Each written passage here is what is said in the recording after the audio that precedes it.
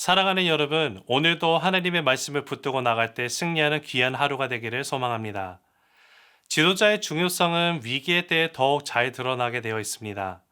한 사람의 탁월한 리더가 민족의 운명을 구하고 역사를 바꿉니다. 베드로전서가 기록될 때에는 초대교회가 박해를 받을 때였습니다. 유대인 중에 그리스도인이 된 자들은 유대인이라는 이유로 다른 민족들에게 지시를 받고 그리스도인이라는 이유로 동족에게 박해를 당하는 이중고를 겪어야만 했습니다. 초대교회 성도들은 서로가 서로를 돕지 않으면 혼자서 그 어려움을 견뎌낼 수가 없는 그런 상황 가운데 놓여 있었던 것이죠. 교회가 위기에 처했을 때 가장 중요한 것은 리더십을 꼽을 수가 있을 것입니다. 자, 그러면 오늘 본문인 베드로전서 5장 1절에서 7절을 통해서 사도 베드로의 교회 리더십에 대한 이야기를 함께 살펴보길 원합니다. 1절 말씀입니다. 너희 중 장로들에게 권하노니 나는 함께 장로된 자요 그리스도의 고난의 증인이요 나타날 영광에 참여할 자니라. 초대교회는 직분이 장로와 집사밖에 없었습니다. 장로는 요즘의 장로가 아니라 그 당시에는 그 장로가 오늘날의 목사와 그 같은 격입니다. 그 당시에는 믿음이 있고 영향력이 있는 사람들을 교회 지도자로 세웠었고요. 그리고 그들을 장로, 목사, 감독이라고 칭했습니다. 이것은 한 인물을 동일한 말로 다르게 표현한 것입니다. 목양을 강조할 때는 목사라 부르고 리더십과 치리를 강조할 때는 감독이라 부르며 일반적으로 교회의 어른으로서 지도력을 말할 때는 장로라고 호칭을 했었습니다. 즉 사도 베드로가 말한 여기 오늘 본문에 나오는 장로는 그 당시 초대교회 목회자를 지칭하는 말이죠. 목회자가 지녀야 할 제일 중요한 자질이 무엇인가 사도 베드로의 말을 통해서 보니까 사명감이라는 사실을 우리가 함께 보게 됩니다. 2절이죠. 너희 중에 있는 하나님의 양 무리를 치되 억지로 하지 말고 하나님의 뜻에 따라 자원함으로 하며 더러운 이득을 위하여 하지 말고 기꺼이 하며. 예수님은 부활하신 후 갈릴리 호숫가에서 베드로에게 내가 나를 사랑하느냐 3번 질문하시면서 내 양을 먹이라, 내 양을 치라, 내 양을 먹이라 라고 명령하셨던 것을 우리가 기억을 합니다. 공동체의 양 무리를 돌보는 사명을 감당하기 위해 갖추어야 할 가장 중요한 덕목이 무엇인가 보면은요, 예수님을 사랑하는 데 있다라는 사실입니다. 목회자가 주님을 향한 사랑을 잃어버리면 그의 사역은 자신의 이득을 위한 직업으로 전락할 수밖에 없다라는 사실이죠. 이러한 원리는 솔직히 목회자뿐만이 아니라 교회의 직분을 맡아 섬기는 모든 성도에게도 동일하게 적용이 됩니다. 모든 성도는 주님을 사랑함으로 자원해서 헌신하는 자세로 사역을 감당해야 합니다. 우리는 오직 예수님을 사랑하고 교회를 사랑하는 마음으로 공동체를 섬기는 사명을 감당하기 위해서 부름을 받았습니다. 3절. 맡은 자들에게 주장하는 자세를 하지 말고 양무리의 본이 되라. 여러분, 예수님은 하나님의 나라에서는 큰 자가 작은 자를 섬겨야 한다고 말씀하셨던 것을 우리가 기억을 하죠. 이는 영적 지도자가 사역을 할 때 따라야 하는 원리입니다. 영적 지도자는 자신의 권위를 내세우며 주장하는 태도가 아니라 오히려 겸손한 자세로 모든 일에 본을 보임으로써 섬김과 모본으로 성도들을 바른 길로 인도해야 하는 자리에 있는 자들입니다. 이것은 예수님이 보여주신 섬김의 리더십이죠. 예수님은 제자들의 발을 손수 씻어주시고 그 제자들에게 이와 같이 서로를 섬기라고 교훈을 하셨음을 우리가 기억을 합니다. 예수님이 보여주신 섬김의 리더십의 정점은요, 십자가를 지심으로 영원한 하나님의 나라의 왕이 되신 것입니다. 교회 지도자와 모든 사역자는 예수님처럼 자신을 낮추고 성도들을 섬기며 모든 일에 솔선수범함으로 사역을 감당해야만 합니다.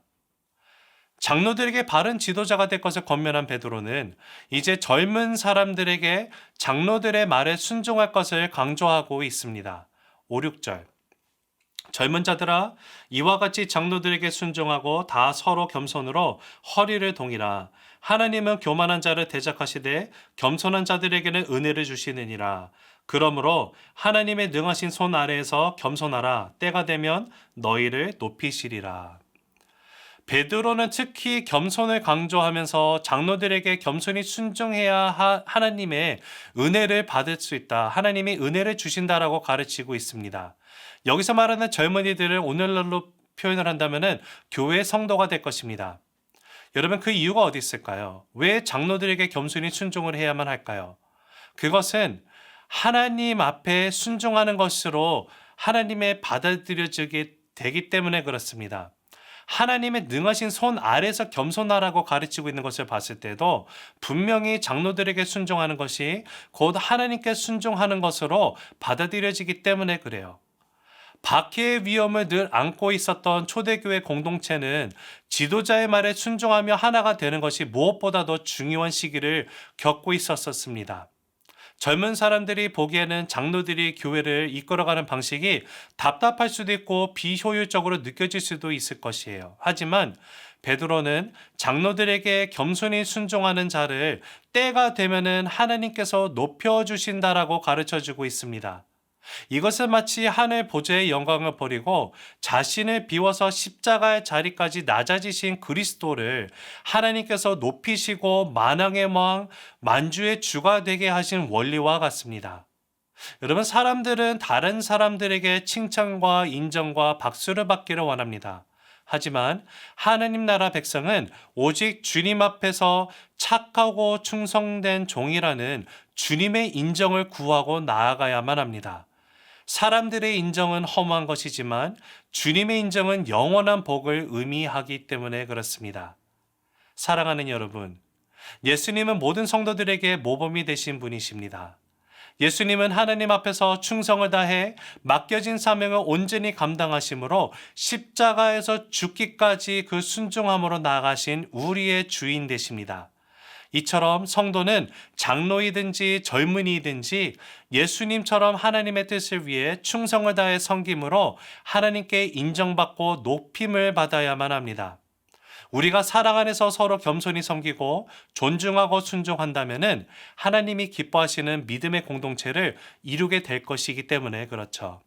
오늘 하루를 우리가 이 말씀을 붙들고 묵상하고 나갈 때 나의 삶 가운데 교회에서 하나님이 허락해 주신 장로에 속하는 분들이 누구신지 우리가 그들을 위해서 기도하며 나갔으면 좋겠습니다. 하나님, 교회 리더 되신 분들이 더욱더 하나님 앞에서 순종으로 겸손으로 예수님 하신 것처럼 본을 보이고 나가는 모습으로 교회를 섬기게 하시고 또 젊은이가 된 우리 모두에게는 또 동일하게 하나님 그 리더십 안에 우리가 순종함으로 나갈 때 궁극적으로는 하나님 앞에 순종하는 것이 되게 하시고 또 이 모든 것을 통해서 하나님이 기뻐하시는 믿음의 공동체에 그 하나됨을 이루는 데 쓰임받기를 간절히 소망합니다. 라는 기도로 나아가는 귀한 하루가 되기를 간절히 주님의 이름으로 축복합니다. 기도하시겠습니다. 사랑의 하나님 아버지 감사합니다. 주님, 오늘 베드로전서의 말씀을 통하여서 교회에 하나님께서 허락하신 그 교회 리더십에 대해서 한번 보며 나아갑니다. 주님, 교회 안에 각각 주님께서 뜻하신 바 직분을 허락하여 주셨고 그 받은 직분 모든 것 가운데는 궁극적으로 예수 그리스도의 그 성김과 모본의 리더십을 따르라는 그 명령을 우리가 생각하면서 나아가게 소망합니다.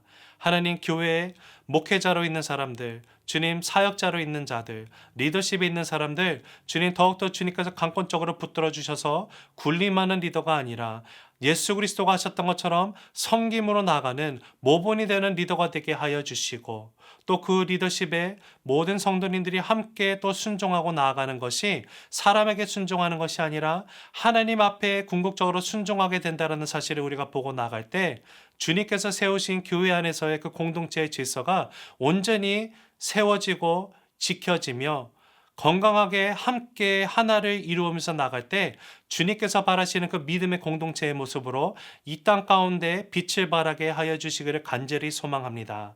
감사드리며 살아계신 예수 그리스도 이름으로 기도드립니다. 아멘.